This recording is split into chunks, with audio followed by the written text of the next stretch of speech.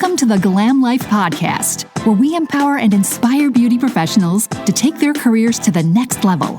Your host, Victoria, is a certified business coach with over a decade of experience in the beauty industry, helping countless beauty professionals start and grow successful businesses. Now she's sharing her knowledge and expertise with you. Whether you're just starting out in the beauty industry or looking to take your business to new heights, this podcast is for you, covering topics like community, management, branding, and much more. So join us on this journey to build the beauty business of your dreams.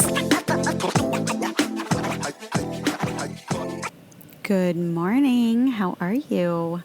It's your friend, Victoria. I'm your host. If we've never met before, you're here on you know what? Just come back in October. If you have never listened to the GlamLife podcast before, either go and binge dive it and come back to this episode or just meet me in October because they're going to be two completely different podcasts. And if you have been here with me, maybe if you've been here with me the entire time that we've been doing the GlamLife podcast over the last 2 seasons, I want to let you know that I have a heavy heart today. The GlamLife podcast is not going away, but it does feel like I'm going to tell you goodbye today. And I'm going to explain that because what do you mean it's not going away? Then what kind of goodbye could it be? Over the last 2 seasons, you and I have spent so much time together discussing my beauty business and your beauty business and the feelings that we have as we go through things and the dreams that we've had and the limited beliefs that we've broken through and the glass ceilings that we got rid of together and the self-sabotage that we discussed and really identified and decided to get rid of. And then there were all those growing pains, right? So now that we're on our road to hitting our goals together, have we faced some stuff, right? Like jealousy within the, communities that we work in, the guilt of earning money. And let's talk about that, right? There is some guilt in success because not everybody else is reaching it. And some people get jealous of you or they have resentment towards you. And then you kind of feel like, did I get too big for my britches? And am I selfish for wanting more or for reaching for more? My friend Mindy always kind of blames it on her, what she calls religious trauma. Saying like, no, never cast a spotlight on me. I'm here to serve. It's not about me. That kind of guilt, I think, exists, whether it's rooted in religion or not.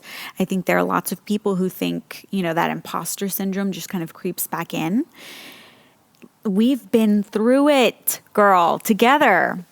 And that's not going to be the case in season 3. In season 3 of the GlamLife podcast, which premieres mid-October, nothing is going to be the same. We're going to have a new intro. We're going to have guests. I've never had guests on my podcast before.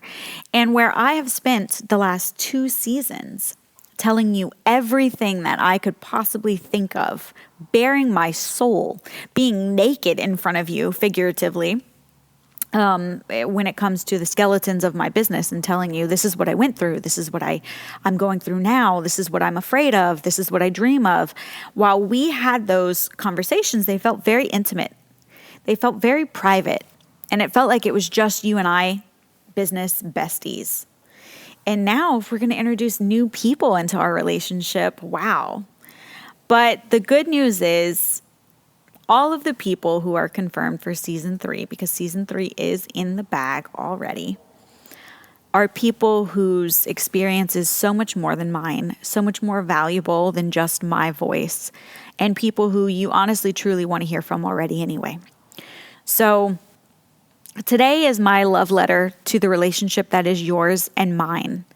And, it's the quiet before the storm. We're about to throw a really, really big party. We're going to have a rager here on the GlamLife podcast. And as we do, when new people come into the fold, whether that's as a guest or you hear new listeners saying, oh my God, I love that podcast. And you think to yourself, I knew her. I knew that podcast when she was recording Drunk with Sarah in her sunroom. Not son's room, sun room, S-U-N, sunroom. I would never get drunk with Sarah in my son's room. Well, I mean, if my kids weren't home, maybe. But why would we be in there? Playing with toys, probably. We're children. That's not the point. I digress. When you have the urge to scream loud and proud, I knew her when, before all these other people came on the podcast. I hope you say it proudly, and I will too. When I see you at a conference, when you come to my shop for, a course or a conference or any kind of engagement whatsoever, know that this group of people listening to this podcast in real time are so special to me. You are the real ones. You are the glammies. Because let me tell you something. The real glammies, the day one glammies, are the ones who listened to some of my more boring episodes and found value. You're the ones who said, yeah, she's just a bitch, whose shop is in the middle of a field in bumfuck Egypt, Louisiana. No one knows who she is or where she is, but I find value here and I care and I listen. And I really can never thank you enough for that, because while I was helping you with your business, you were helping me with mine. You were helping me grow.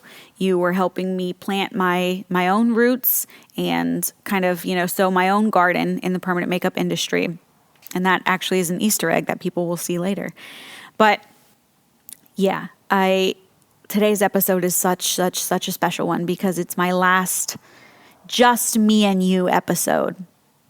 And I love you for being here. Thank you so much. Okay, so for today's episode, I'm going to title this one Making a Monster. And I want to talk to you about the thing that I have been dancing around discussing with you for a very long time. This, I'm not going to name names, but I'm going to tell you my origin story of how I became Victoria Glam, who's no one right now as I'm recording this, but it will be before you know it. I'm determined. I really want a bigger, it's not that I just want to be famous. I want a bigger audience. I want to reach more people so that I can help more people, but also because I'm really going to pour a whole lot of this into charity. So far this year, we've been able to help Faith House, which is Acadiana, where I live, Acadiana-based charity that helps women and children fleeing domestic violence. We've raised over $500 for them this year. And same with Boys and Girls Club. We were able to give them a back-to-school donation of over $500. And this Christmas, keep an eye out, this Christmas, we're actually going to have a one-day in-person conference at my shop. 6 speakers, 6 demos, and we are going to have an awards and gala night.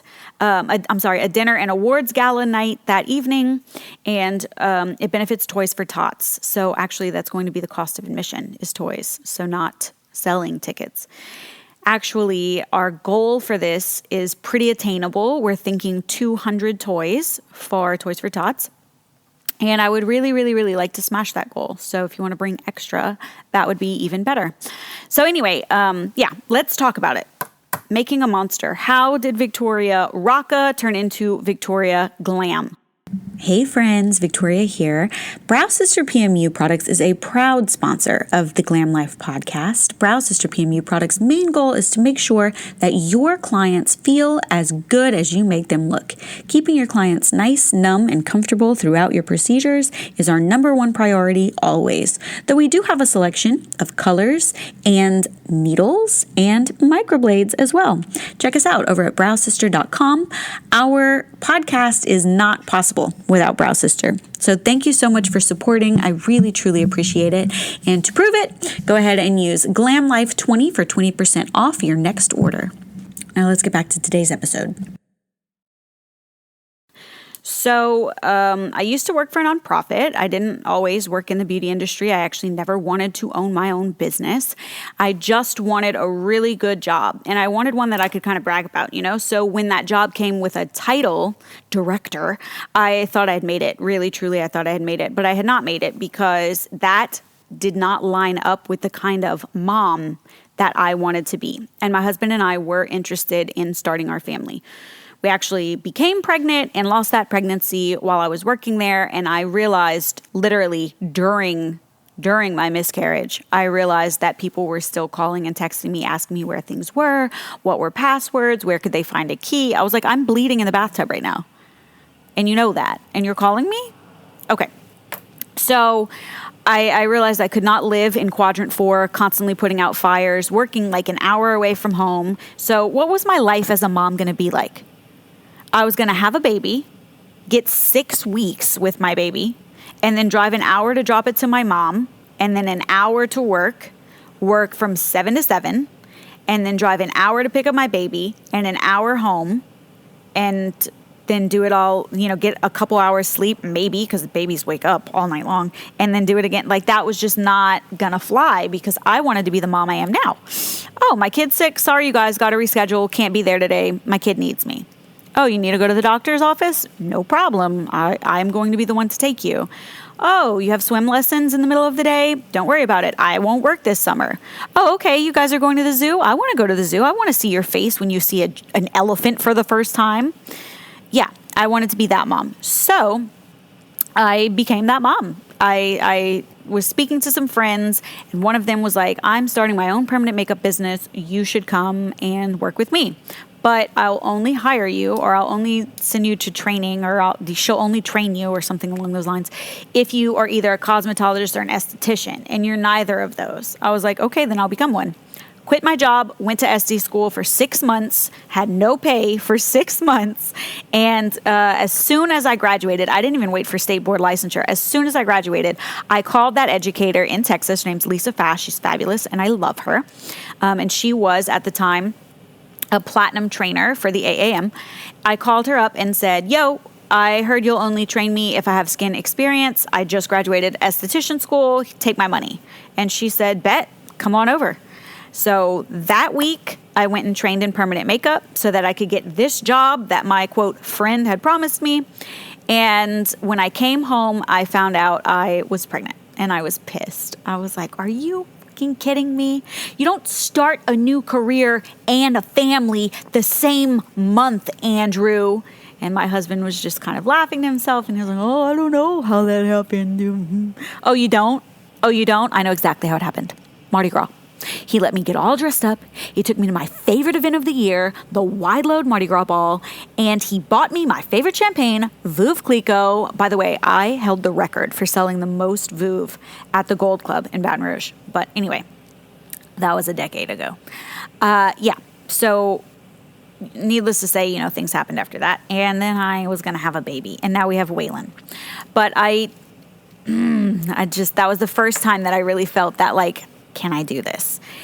Here's the thing. I'm starting a new career that I just took out a $12,000 loan for training that I'm never going to use. I don't want to be an esthetician. I'm never going to use that. I want to go into permanent makeup. Then I spent $3,000 on that course, I think. I don't know. I don't remember what it was. Sorry, Lisa. And now I'm going to have a freaking baby? Okay. My friend was like, hey, listen, you're a contractor, you're 1099, so you're in charge of nothing, though. What? Yeah, you're an employee. Oh, okay, so you're going to pay the taxes? No, you're going to pay the taxes. You're 1099. That should have been the first red flag, but I didn't know that at the time. So if you don't know that, if you're filing a 1099 and you owe the taxes, you are running your own business. Just so you know. So somebody else shouldn't tell you what to wear, what to charge, when to be here, where to go, when to take a training. None of that. But that's exactly the pattern we fell into. All of a sudden, I had more rules than I had at my old damn job. And it wasn't really the rules that were the problem. It was the fact that I was under a time clock, right? Like in 9 months, my time is up for a while because I'm going to have a baby. And I really don't want to have all of this debt sitting there accruing interest while I take maternity leave. That was exactly what I wanted to get away from. I didn't want to be worried about returning to work really quickly because I had a baby. Right? I didn't want to worry about the pressures of a job because I had a baby. That's why I quit a corporate position, so that I could have more control over my own time as a mother. And instead, what's happening is, even though you're not directly telling me you have to be here at X amount of weeks or whatever, I was being pressured to take this class or I'm going to hire someone else. Take that class or I'm going to hire this girl that you do not even want to breathe the same air as, It was a lot of that. And so I'm getting deeper and deeper and deeper into credit card debt. Now I'm $20,000, $30,000 in debt in my first year, knowing that I'm going to sit out for 3 months while those payments are due because I'm going to have a baby. 3 months minimum, by the way, which don't even get me started on the amount of guilt and mom shaming that we were hearing. A girlfriend of mine was also there, and she took 4 months when she had a baby, and they were like, you just started this job. You can't take 4 months off. She was like, it's not a job. I work for me. I'm taking as much time as I want. I'm not going to feel guilty for that. I'll never get this time back. Well, 3 weeks postpartum, I was back behind the chair. Okay, girl, I don't know what to tell you. That was you. I don't know why you tortured yourself like that. You were still bleeding. Bro, standing up 3 weeks postpartum, my box was still just pounding, just killing me. And maybe that's because I pushed for 2.5 hours. They called a section twice. I said no. They went in with forceps to turn him, and then I still had to push. I mean, I had more stitches than the American flag. And let me tell you something. It fucking hurt, okay? My husband was changing my diaper while my baby was being changed by my mother. It was a mess. It was a mess down there, okay? I was just absolutely wrecked. So I couldn't imagine sitting on a saddle stool for 5 hours for $0, by the way. I don't even have clients. It's not like I was saying like, oh yeah, I had all these clients that I needed to get back to. No, I was just being told that I needed to be there. What? So I said, listen, it's not going to work out. It's not going to work out. I need to be at home with my children, my child. And even sitting there holding my baby with the baby blues postpartum, my baby was up all night sick. We just got back from the doctor. I didn't even get dressed. I haven't even brushed my hair. Like, look at the woman sitting in front of you crying, physically crying. She is begging for help. Like, look at the woman in front of you. She's in pajamas. She hasn't brushed her hair. I don't even know if I had brushed my teeth. Holding my sick baby, crying, saying, I don't think this is going to work out. I'm watching my dream slip away because even though I tried so hard, I had to make the choice between motherhood or professionalism. Even going out on my own and trying something different, I wound up in the same situation. I'm sobbing, crying. And do you know what was told to me? It's just annoying because I spent so much time training you and now I have to train someone else. Are you serious? Okay. All right. My husband's going to come pick up my stuff. I'm out of here. And that's what I did. That was October 3rd. I had my baby. And towards the end of January, I was ready to take some part-time income. Not because I really missed working or because I wasn't enjoying being home with my baby, but because I had $30,000 or 20-something thousand on credit cards, and those payments still needed to be made. And I didn't just want to make the minimum payment because then interest is accruing and the debt is only growing, right? So, all right, I got my aesthetics license. I wound up doing in-home spray tans. And I called it Glam Tan. That's how I got the name, by the way. That glam girl, Victoria, with the spray tans, the Victoria Glam girl. That's how I got the name Victoria Glam.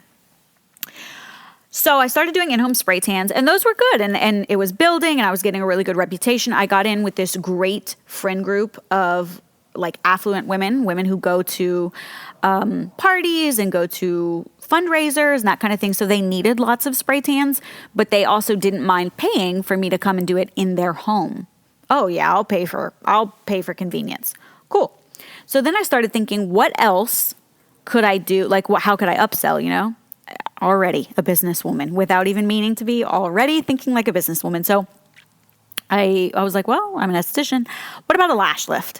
So I was like, look, I'll give you a spray tan and I'll do a lash lift for you so that you're getting ready for these parties, these events, these fundraisers, right? Oh my God, amazing. So I posted it, and teeth whitening. I think I was going to do mobile teeth whitening as well. So I posted it and said, hey, I'm adding on to the glam services, whatever, these things are available.